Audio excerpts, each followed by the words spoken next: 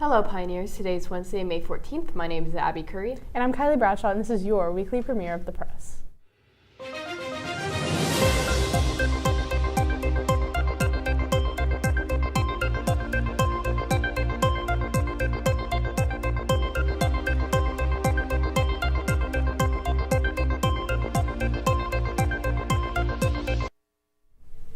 Our stories for today consist of the Sean Diddy Combs trial, the resentencing of the infamous Menendez brothers, the arrest of a self-proclaimed king of Germany, President Trump's visit to Saudi Arabia, and rising tensions between India and Pakistan's nuclear powers. But before we continue, Allison has a deeper look into the historic election of the new pope. Allison?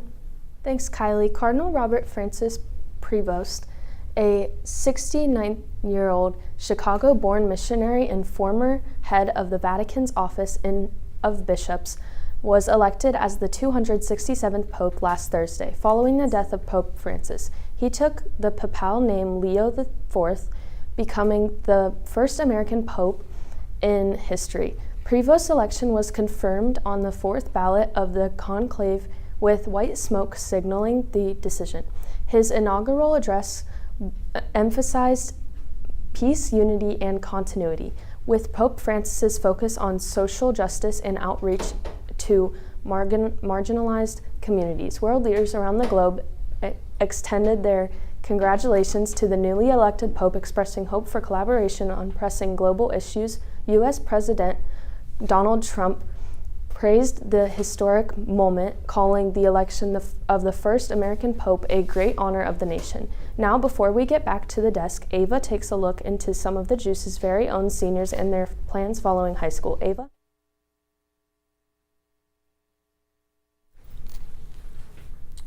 Sean Diddy Combs is on trial in Manhattan, facing serious federal charges, including sex trafficking and racketeering, which could result in 15 years to life in prison. The prosecution claims Combs ran a manipulative and abusive network over 2 decades, using his music empire to lure women into violent, drug-fueled sexual encounters. Combs has pleaded not guilty, arguing that all relationships were consensual and part of a swinger lifestyle. A key witness, his ex-girlfriend Cassie Ventura, testified about enduring years of abuse, including being forced into degrading situations and facing career threats. The trial began on Monday, May 12th, and is expected to last up to 10 weeks, with more witnesses scheduled to testify.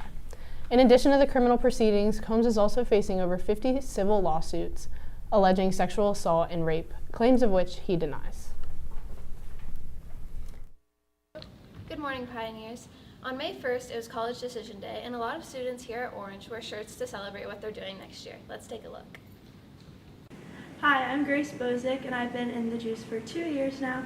I plan on continuing my academic and athletic career at West Virginia University, studying journalism on a broadcasting and sports media track, and also being on the dance team. Hi, my name is Connor Morrison. I've been in the Juice program for 2 years as one of the sports producers for our Friday sports show. I'll be going to OSU the next 4 years, where I'll be majoring in business analytics. Hi, my name is Jillian Melcher. I've been a part of the Juice staff for 3 years now. This year I'm the social media and vitamin C producer. I'm going to miss it so much, but I'm continuing my academic career at the University of Kentucky next year, where I'll be studying marketing and advertising, so that will come in handy. My name is Kelsey Mayfield. I am a senior executive producer of The Juice, and I have been a part of The Juice for 3 years now. I am planning on continuing my academic career at the University of Toledo, go Rockets, and I will be majoring in marketing and sales with a minor in French. My name is Ren Rader. I'm the senior executive producer here at The Juice, and I've taken a collective 7 classes of journalism here at Orange. And I'm going to the University of North Carolina, Wilmington, and I'm going to be studying film studies with a minor in business. That's all for me. Now back to the desk. Thanks, Ava. A Los Angeles judge has resentenced Eric and Lyle Menendez, brothers who were convicted of murdering their parents in 1989, to 50 years to life in prison, making them eligible for parole. The brothers acknowledged the killings, but claimed they acted in self-defense after enduring years of abuse. Prosecutors argued the murders were premeditated to inherit their parents' wealth, and that the brothers have not taken the full responsibility. During the resentencing, the brothers expressed remorse and discussed their hopes to assist abuse victims and incarcerated individuals if released. Having served over 30 years, their lawyer described the resentencing as a significant step towards potential release. German authorities have arrested Peter Fitzek, a self-proclaimed king of Germany, and 3 senior members of his extremist group, the Reichsbürger, during coordinated raids across 7 German states involving approximately 800 law enforcement officials.